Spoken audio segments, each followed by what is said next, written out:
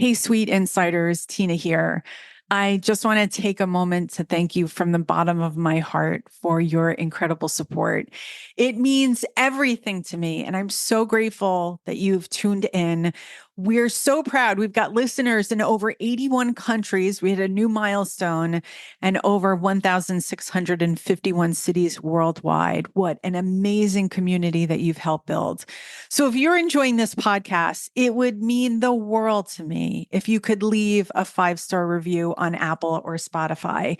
Your support helps to get us even more amazing people like you and keeps In the Street growing strong. So let's please stay connected. Find me on LinkedIn, follow In the Suite pod on Instagram for behind the scenes and some more great content. And again, thank you so much for listening, subscribing, and being part of In the Suite. You're truly the reason I do what I do. Thank you so much. On this week's episode of In the Suite with Tina Powell. Really, all of us have kind of internalized, this is part of who I am, this thing that I do for my career. So purpose, identity, relationships. We have a lot of connections with our colleagues oftentimes, and stepping away from them may not be that easy. So the thought with the book was, can we talk to people about broadening their view of what they need to do before they retire?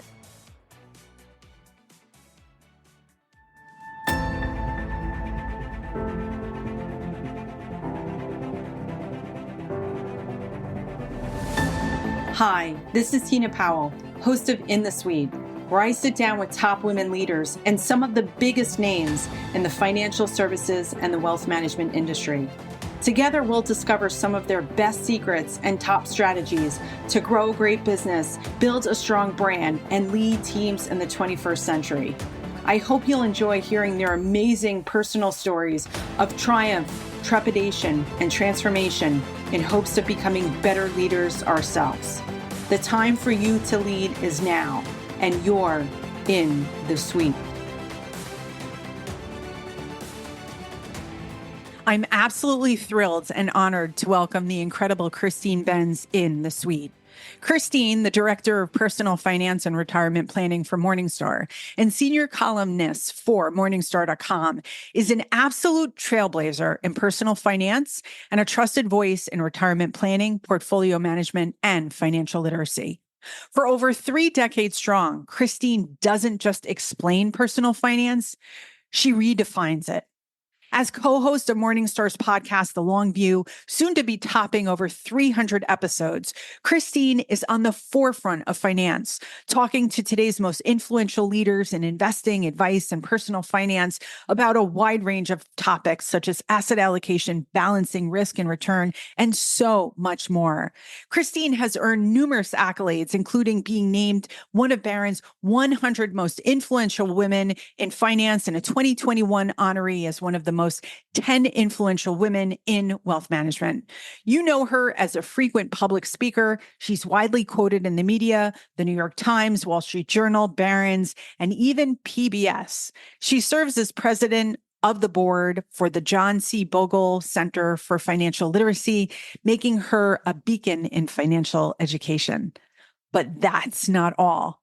She's a triple threat in the book world. Her latest bestseller, How to Retire: 20 Lessons for a Happy, Successful, and Wealthy Retirement, is packed with wisdom from 20 top experts and names you'll recognize.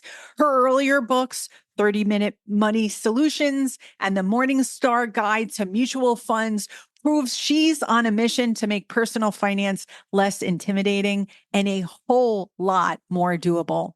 In today's episode, we dive deep into the insights and inspiration behind Christine Benz's latest book, How to Retire: 20 Lessons for a Happy, Successful, and Wealthy Retirement. Christine takes us on an amazing journey through the book's creation to insights into women's unique financial challenges from Jean Chatzky, Mary Beth Franklin, and Laura Carstensen. We'll also explore Christine's own philosophy on balancing finances. We'll hear from Carolyn McClanahan on health and wellness, and we'll explore life's intangible joys and passion for financial literacy among underserved communities. Christine's journey is a blueprint for turning knowledge into impact and passion into purpose. Don't miss this episode as we uncover her mission to educate, inspire, and elevate investors right here in the Suite. Wow, Christine Benz, take a seat in the Suite. How are you doing today? I'm doing great, Tina. It's so lovely to be with you. You know, I'm a fan of you and your work.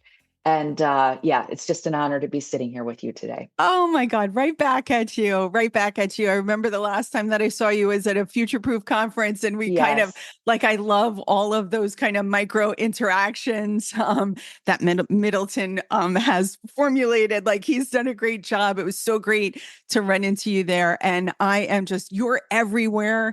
You have been so busy. I am holding up this book right now, How to Retire. Christine Benz, you're freaking everywhere. Wow. And it's only been 3 months since the book. I mean, I'm so excited. I want to get right into it. You're making so much noise. How to Retire, 20 Lessons for a Happy, Successful, and Healthy Retirement, published by Harrison House, 2024.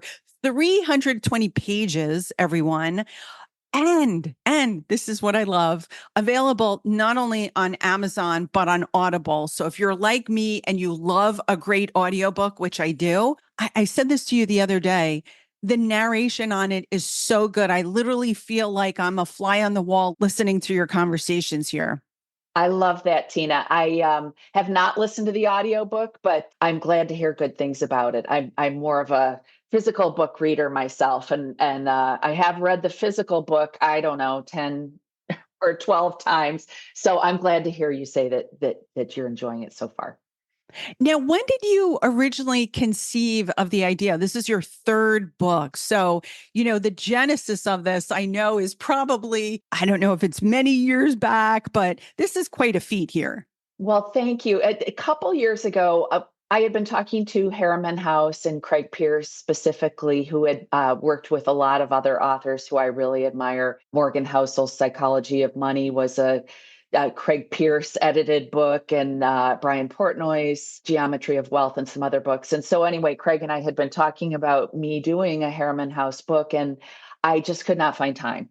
And Craig's idea was, well, you do these interviews, because I do a podcast myself for Morningstar called The Long View with a couple of my colleagues. And he was like, you're doing these interviews. So what if we do an interview style book? Would that be a lighter lift for you? And I thought at the time that it might be.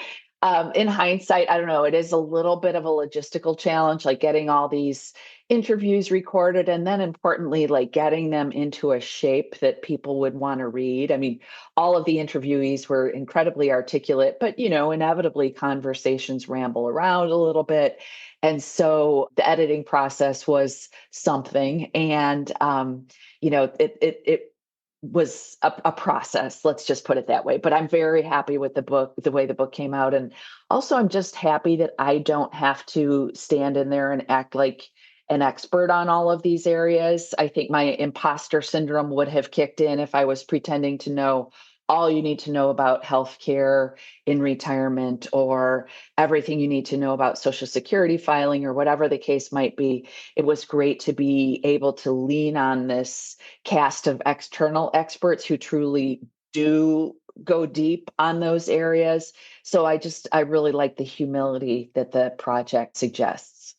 Well, you had mentioned Morgan's name right at the onset, and I thought right on the cover, boom, this is definitely a mic drop. He praises your book, Christine, as, quote, wonderful, the rare money book that realizes life is more than dollars and cents.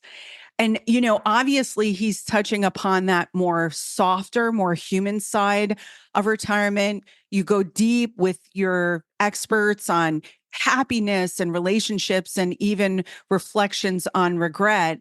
And as I'm listening to this, I'm thinking, and I couldn't wait to ask you if this was intentional from the start, that you were going to tap into those softer sides, or was it just like a natural evolution?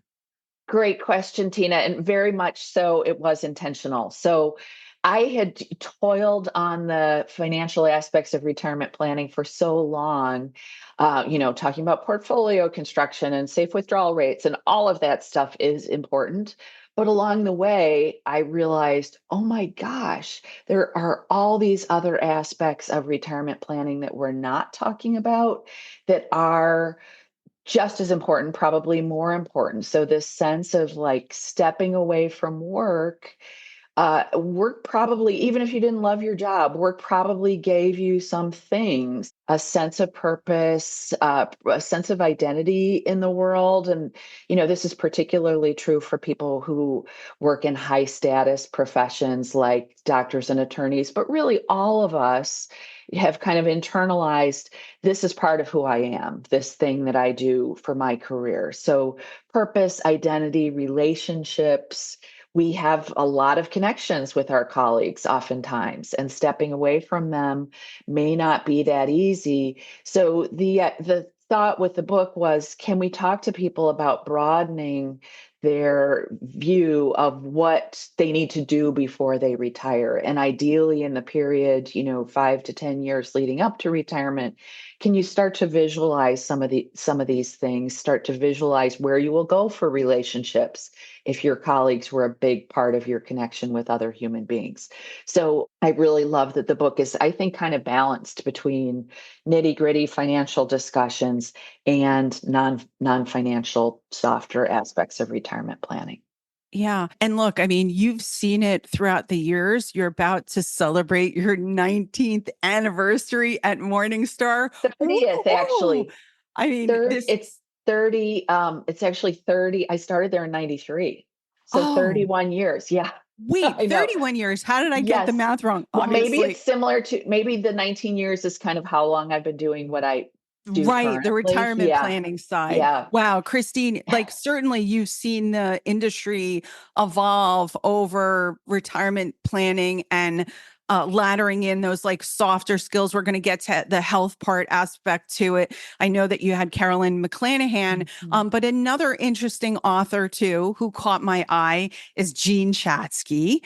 And this is in the suite. So yes, we love both our male and female audience, but one of the things that we talk about here in the suite is the fact that, again, our own biased view here is that financial planning looks a lot different for women than it is for men. I could tell you that as a 58-year-old professional who's, I have my mother, I've got my kids and grandkids. I'm part of that kind of sandwich generation. I identify with it so much. I think your book touched upon some really important like life components and decisions for me. But, for our listening audience, you're one of the most esteemed authorities on financial planning. Let's kind of set the stage. We've got people who are listening who aren't necessarily in the industry, but come to in the suite for that knowledge. How is financial planning uniquely different for women? Yeah, this was something that Jean Chatzky wanted to talk about.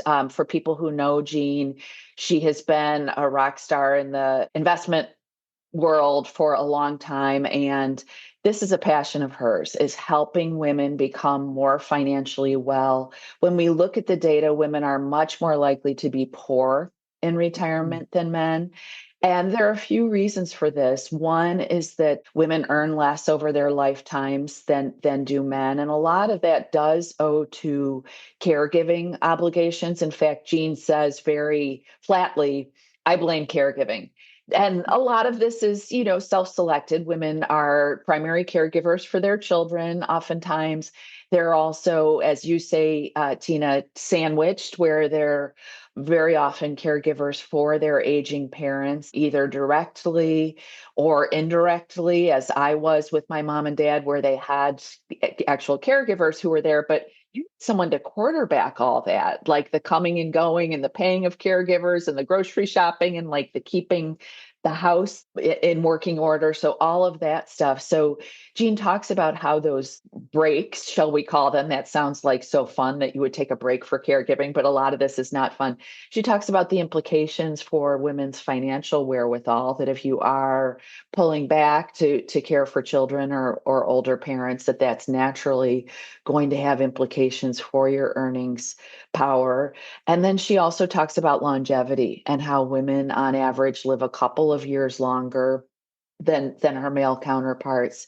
And that means that we need to be more aggressive in terms of our investment positioning if we can. And when we look at the data, we see that women tend to be a little bit more conservative with their investment positioning. But she talks about the importance of making sure that your portfolio is adequately aggressive, making sure that you're thinking about long-term care and for yourself, because this goes hand in hand with the fact that we outlive our male partners. Well, we're often the primary caregivers for them, but no one's around to care for us. So women especially need to lay the groundwork for a long-term care plan. Like, what is your plan? Is it insurance? Is it setting aside your own long-term care fund, or is it relying on government resources?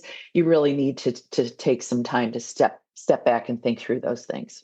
I really enjoyed the chapter with Mary Beth Franklin, who is so open and so transparent, Christine, even with as it relates to her own financial plan, right? She talked about, hey, I was at Kiplinger's and she made a decision to take a lump sum and put it into an annuity product that actually turned out to be a fantastic decision for her, because she's compared and contrast that the long-term care lens looking today as it was many years back, which is totally different. And so many questions on Social Security that you guys answered. I was like, thank you so much. She's the best. Absolutely, especially as it relates to women. Was there anything specific from your conversation with Mary Beth Franklin that you want to impart on our listeners as it relates to Social Security? There were so many aha moments. Well, thanks, Tina. Mary Beth is absolutely awesome on Social Security. And so one thing that we did was we discussed like different profiles of individuals. So single people, oftentimes the best strategy, unless you believe that you have a shorter than average life expectancy, maybe you have something going on with your health, in which case you might want to consider claiming, earlier in some fashion. That oftentimes for singles, it does make sense to delay if you possibly can afford to do so, spend from other resources. And some people might say, well, I don't have those other resources, in which case you have no choice but to take Social Security. But delayed filing for singles is often the best answer. And then we do talk about couples with different ages and different earnings histories. Of the kind of traditional profile would be where the male is maybe a couple of years older and also has the higher lifetime income, in which case even if he's older, it often makes sense for him to delay filing in order to enlarge lifetime benefits for both partners. And maybe in some households that she is the higher earner, and in that case it might make sense for her to hold off. But the name of the game is to enlarge lifetime benefits for both partners. So I think that's an important dimension of this as well.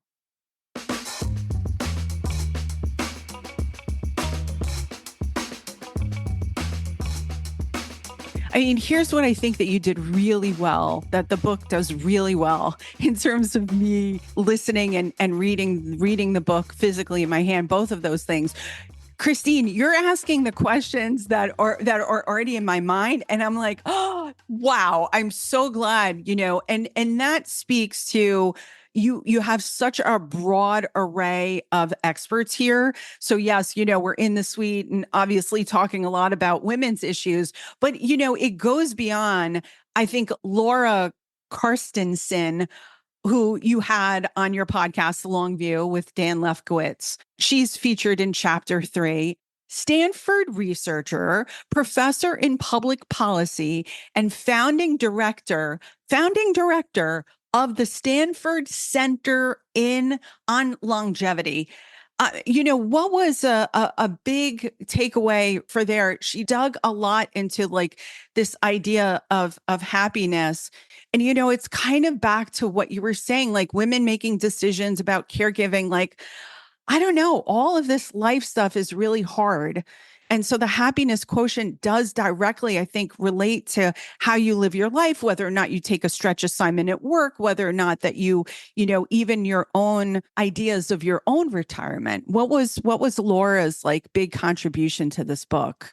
I've been asked what is my favorite conversation in the book, and I love them all, but this stands out as one of my favorites. She talks about relationships. That was a big component of the discussion, and a lot of her research has centered around how our relationships evolve as we age. There's been a lot of research done over the years by Dr. Carstensen and others that points to relationships as being like everything in terms of human happiness and satisfaction.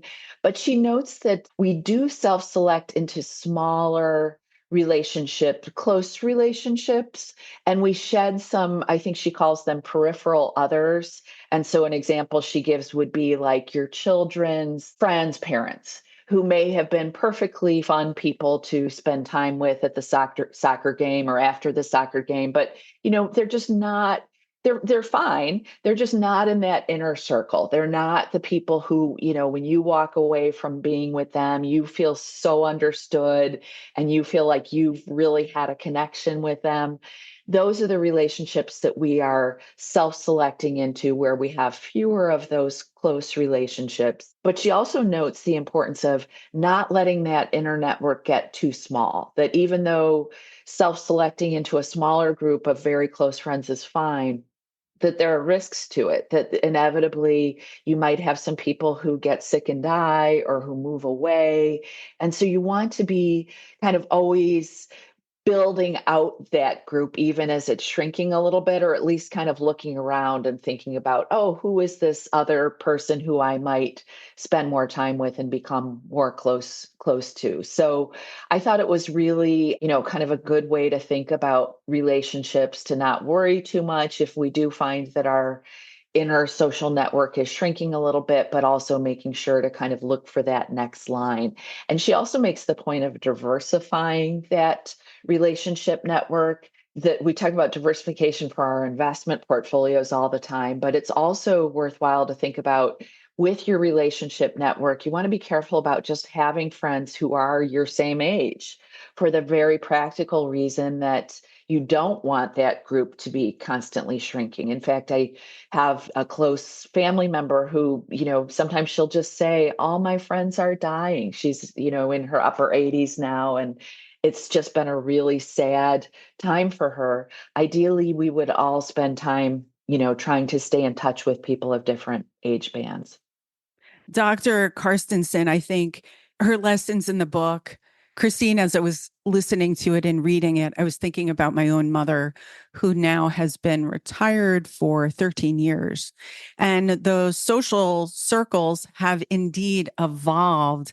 What you were just saying, my mother belongs to a poetry group. And so that poetry group is a mix of different ages. She's also a volunteer docent at the Grounds for Sculpture. She's a volunteer at a lot of community theaters. I was just with her last Saturday night.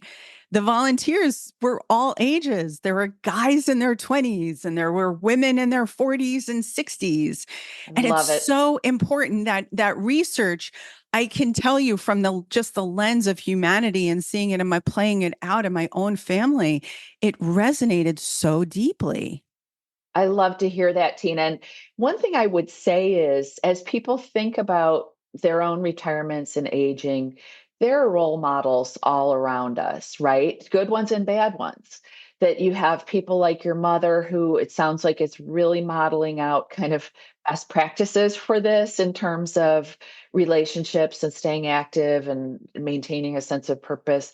And then there are negative role models as well, unfortunately. And I see why it happens. People come into retirement, they are exhausted. Oftentimes they're burned out. They've been on a treadmill. They haven't really been able to have a vision for retirement beyond like, I just need a break. I want to sit on the couch and, watch Netflix, maybe toil in my garden or whatever. And that all is great. You need those things. Those things, if they give you joy, you need them. But you also need activities that you can relax from. Michael Finke makes the point in the book that it's all about balance, that ideally you would have a laundry list of leisure activities, the fun things that you want to do, the pent up demand that you have if you've been working really hard. But you would also be thinking about what things that you might do that would confer a sense of purpose and that would put you in connection with other human beings. So I would say just look for those role models in your own life. You've probably got good examples of positive and negative ways to do retirement.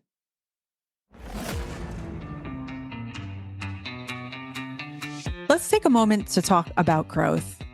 If you're in financial services and wondering how to move the needle on metrics that truly matter, pipeline, revenue, profitability, you need a marketing partner who gets it.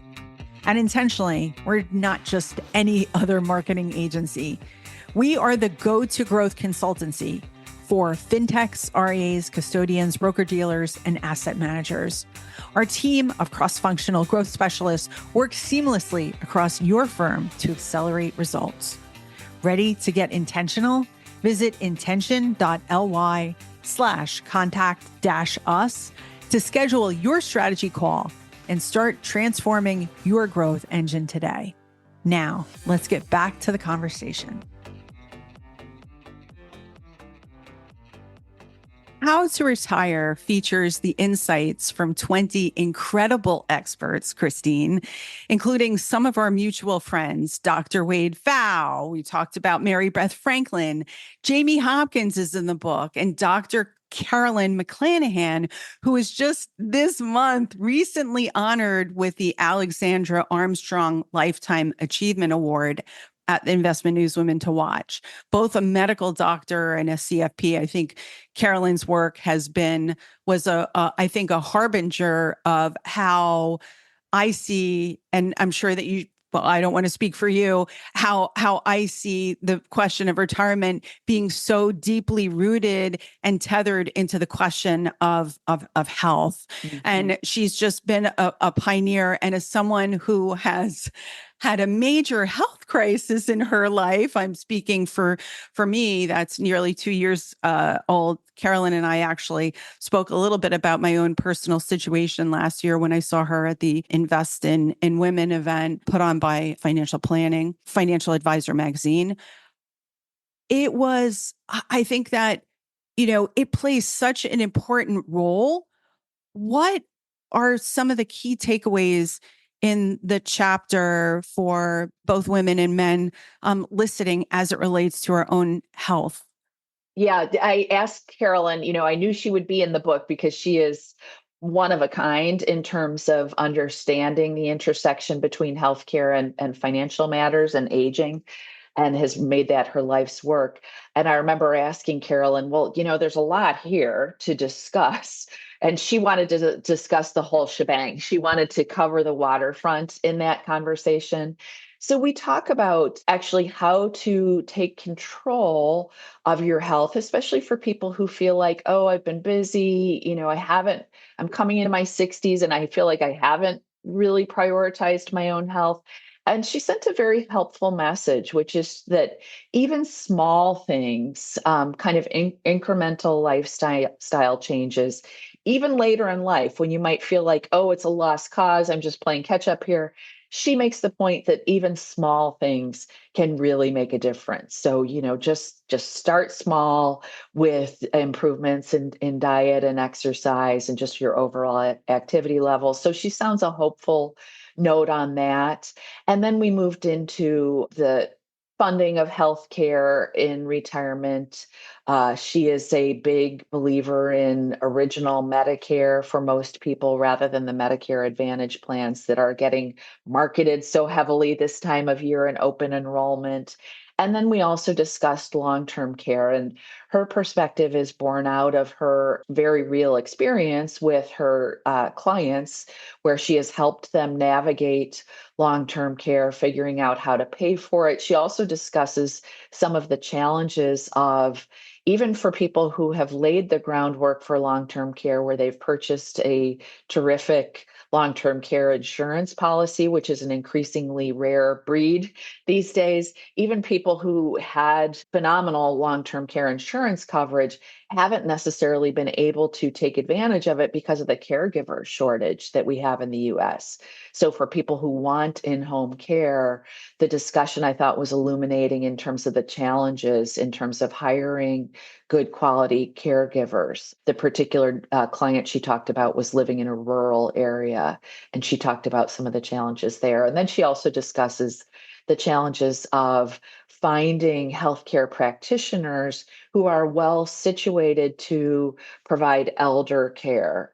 That it's a shrinking share of the doctor pool who wants to focus on older adults. And I think there probably are some incentives in the mix there, that it's maybe less remunerative or otherwise less financially attractive for doctors to focus on that segment. But we discuss what people should look for in their healthcare practitioners as they age.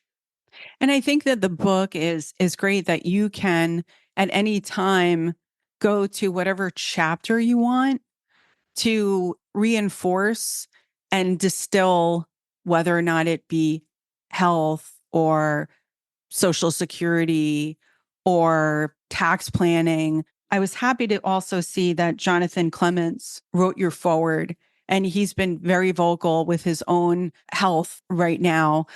We'll definitely make sure that there's obviously will be links to the book, everyone here on In the Suite. We'll make sure to include that in the show notes. But kind of switching back to that softer side, I was really happy, again, as someone that is going through a lot right now, that you introduced us to the premise of micro joys in the book. And I would love for you to kind of talk about what micro joys are, and if you could give us some strategies how to incorporate them into our daily life. We've just gone through a big election. I think it's good. I think a lot of I think now everybody can kind of relax, depending on who you are, I guess, right? But economic data that's coming out this week, Fed decisions. So it's been a volatile world that we need a lot of micro joys. Definitely. And I've become such a fan of this concept. And it's kind of so people often talk about their bucket list, like the big things they want to do, whether it's traveling to certain places or, writing an autobiography or whatever. People have these bucket lists. But micro joys are sort of, I wouldn't say they're the opposite, but it's sort of just daily things that give you joy that you can do every day with very low cost. You may do them with other people, you may do them yourself. So I just have a short list that I have carried around over the years. For me, it's cooking, reading, and walking. I'm a retired runner, but walking is just something that I love to do. And so those are just three activities that I can practice every day.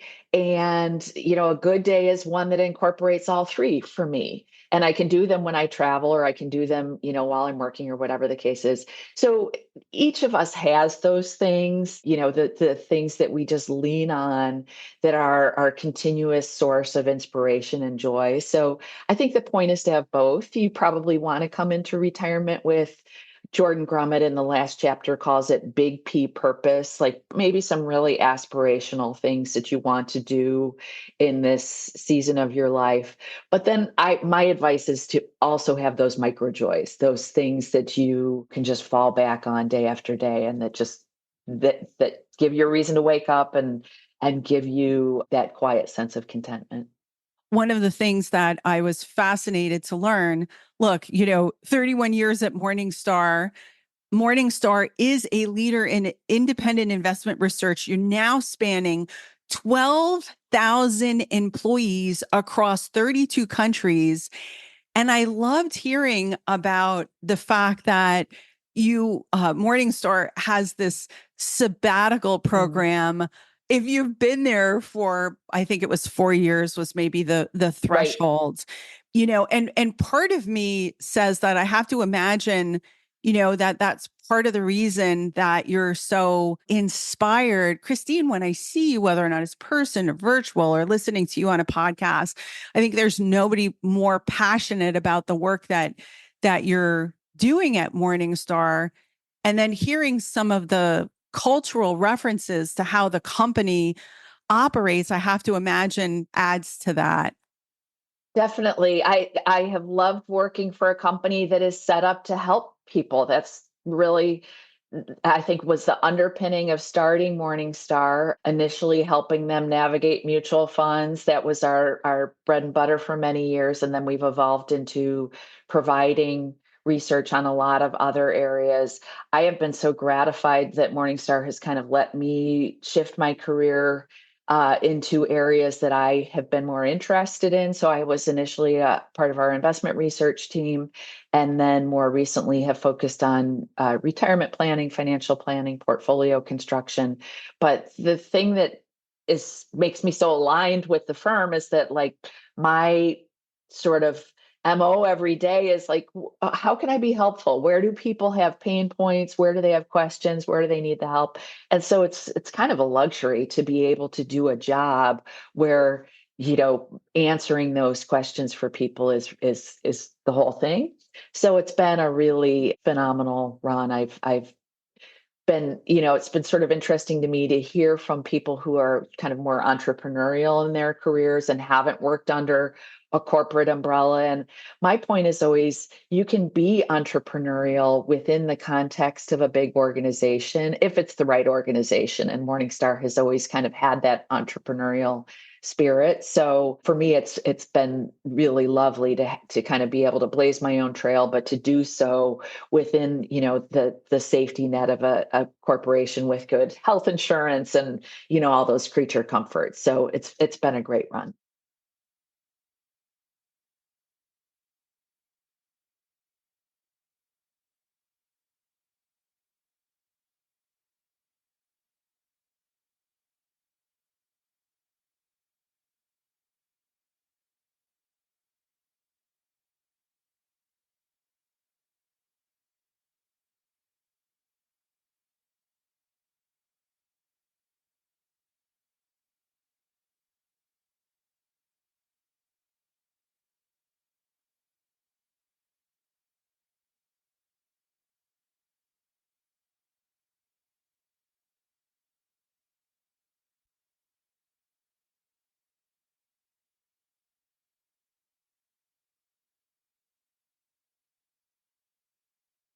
So being that we are at the cusp of a new year, I know that there are in the suite listeners right now who wish that they would have made a sure bet on a position at Morningstar years ago. Clearly, you're really lucky to embrace. We both are, right? Intentionally as embrace what an incredible work culture. Who I feel fully supported given the challenges of the last year. That's really important.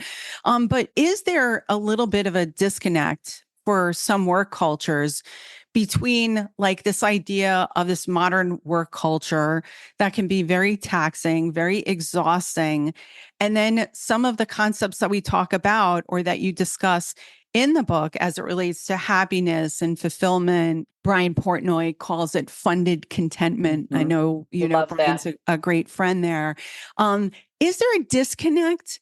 Like, what would be your recommendation for someone listening? Maybe they're really attached to some of the premises within the book and maybe doing their own exercise and saying, well, that's great, but I don't even see how that's possible for me, given the fact that I'm at XYZ company and this is my role. Yeah, one thing I like in the book, Tina, is that there's a lot of discussion about how you can use, Jordan Grummett talks about it as the art of subtraction, that to take a step back, I've been talking about the Sunday night calendar test, where you're looking at your calendar for the week ahead.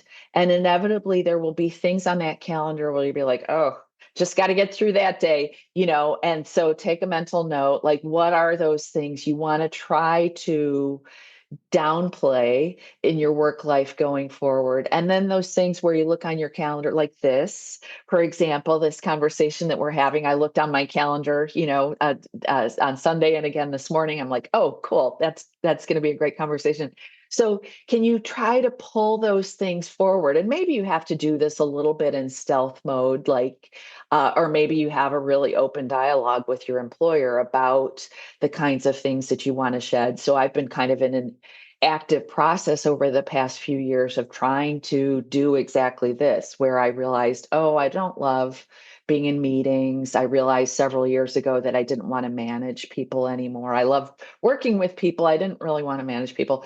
So I was able to reduce my obligations in those areas. It's hard to get away from meetings entirely, but I try to not have a ton of meetings, or at least not have my days filled with meetings.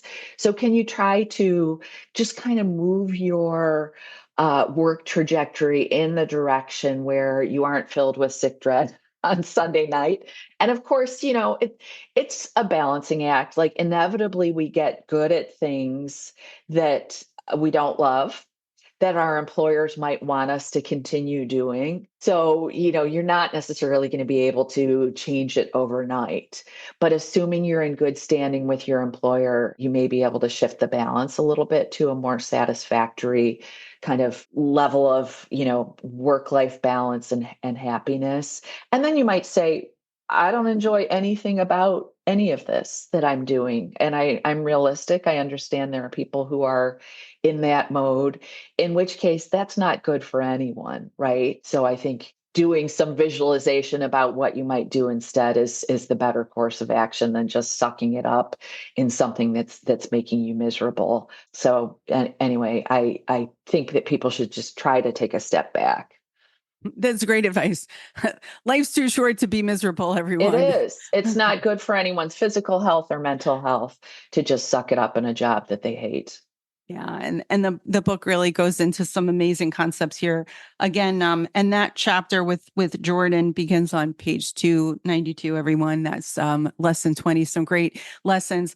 I liked what Ed Slott said, and this was, and I quote: "Imagine if you could sit down with the nation's leading experts in every aspect of retirement, tax, and estate planning. Now you can." So that goes with one of my most, I think, intriguing questions about the book and why you wrote it. What was the impact, or what's the impact that you're trying to make as a result of people reading the book? What's that kind of change in behavior, change of attitude that that you hope to instill in your readers? You've been recognized by Think Advisor, Barron's, Crane's Chicago Business as one of the most influential women in finance. So, as you look at the book, what's the contribution that you hope to make with the book?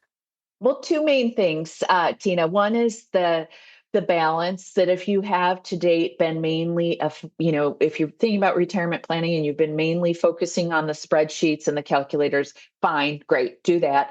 But you also need to be thinking about the non-financial things. And same goes for people who, really are not engaged with financial matters. Well, you need the finances to line up, obviously, in order to retire. So it's a balance. And then the other key thing is, I wanted to create some sense of urgency around this season of life. Recently had a couple of people pass away in my inner circle, very unexpectedly. And so you just have this sense of, I don't want to say urgency because that makes it sound negative, but just, recognizing that you don't know how long this period will be. And so you just want to be really deliberate about how you're planning to spend these years, how you're planning to spend the season of life. And Michael Finka makes the point in the first chapter that, you can sort of envision life as a series of dots on a page. And, maybe you get 85 or 90 dots for each of your years. And he's like, so we're now down to maybe 25 dots, maybe fewer. What are you going to do with that time?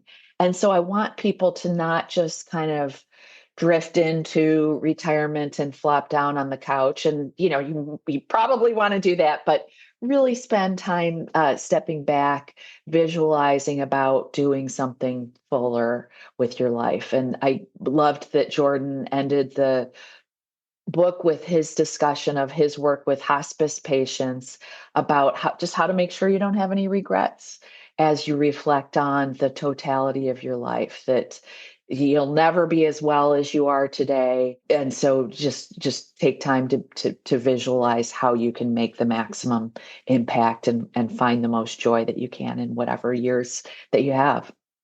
Does a book like this, Christine, factor into your own retirement and how you're thinking about, and look, you're many years away, Well, obviously. I don't know.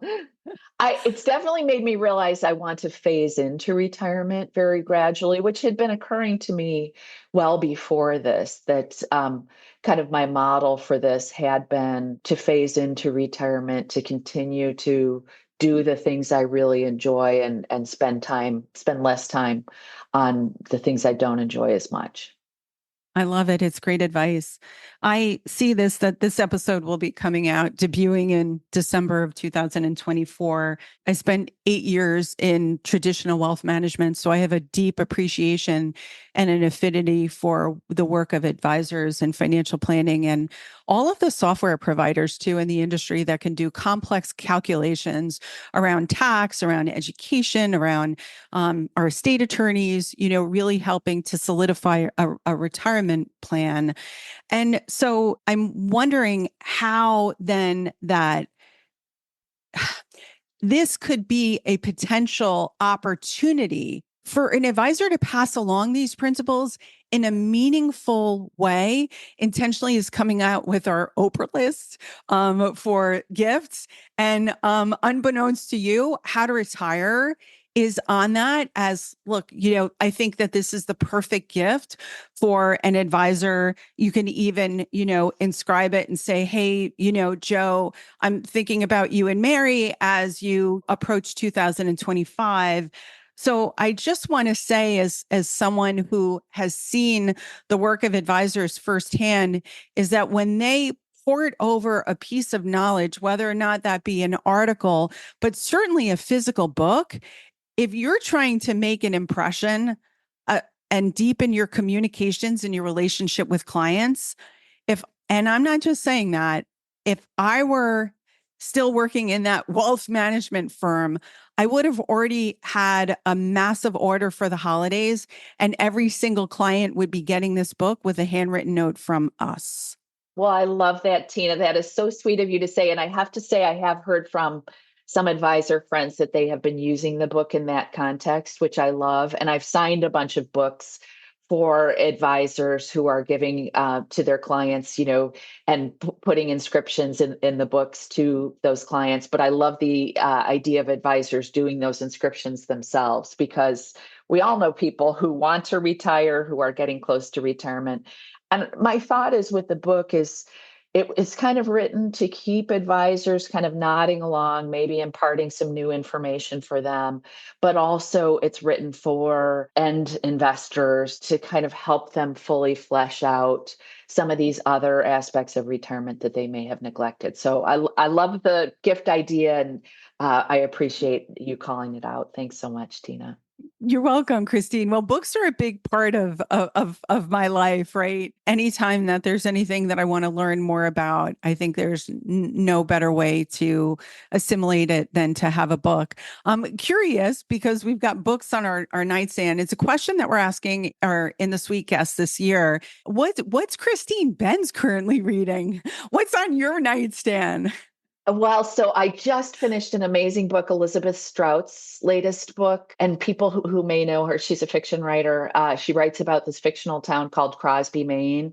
And this cast of characters have run throughout all of her books. They all interlock and interrelate.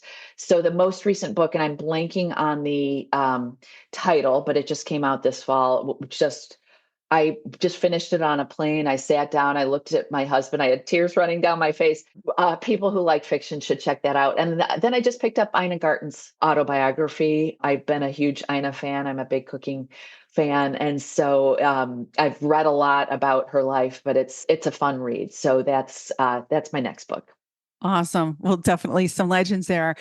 Before our last question, Christine, the best way for people to get in touch with you, again, I don't want you to be inundated. You should definitely connect and follow Christine on LinkedIn, as well as Morningstar as well, because you're doing some incredible work there. You've got your upcoming conference in 2025. How do you want people to, and you could also follow Christine on Amazon, everybody. If you're not aware, you can absolutely follow your favorite author on Amazon. So I'm going to make sure that you do that as well. Awesome. And I was not aware people could follow me on Amazon. So that's good advice. I'm also on X, although that's getting kind of less fun by the day, but I'm there. And people can follow my podcast, which is called The Long View on Morningstar. And then I'm on morningstar.com doing videos, writing articles, really like all the time. So people can find me there too. You just won't run. I was like, you had a lot of your own thought leadership before the election, again, where people were, I think I saw it on Investopedia, that there was an article that you wrote before the election. I'm sure that there's lots of thought leadership coming out this year now. We're working on some retirement income research that we put together every year. So I've kind of had my head down working on that about safe withdrawal rates. Oh, amazing. Better you than me, Christine. I'll be reading it and consuming it. One last question, again, something really deeply personal, is we're asking our guests here to share a personal health or lifestyle wellness tip that has significantly benefited them. I think we're all looking for ways to make ourselves, especially for women, make ourselves more of a priority in a meaningful, impactful way, not a selfish way. When we give to ourselves, we have more to give to others. 100%. So there are a lot of things I could talk about, but I'll talk about sleep because I think, there's so much research that points to the value of good quality sleep and making time for an adequate level of sleep. One thing I realized, my husband and I have been married more than 30 years now. I realized he just needs less sleep than I do. And I am best when I get 8 hours usually. And so just trying to, maintain good sleep hygiene. One thing that I have become a huge fan of is wearing a sleep mask to help Ooh. block out all light. In fact, I sent Jonathan Clements the sleep mask that I use because he's going through his cancer journey, and I just wanted to send him something to show him that I was thinking about him.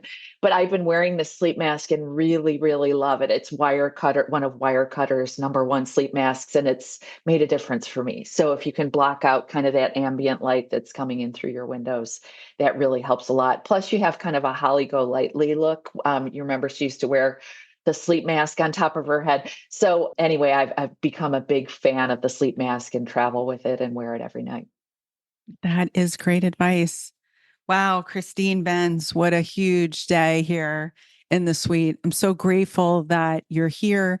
Thank you also for, it takes a lot. We led off the show talking about a little bit about the process of writing a book, going from that ideation phase to actually having a physical product in your hand. Thank you so much for the work that you've done throughout the years in the industry, but making sure that our listeners, people like me, could just easily have, this is like, if Tina Powell were to say anything, this is the gospel of financial of how to retire.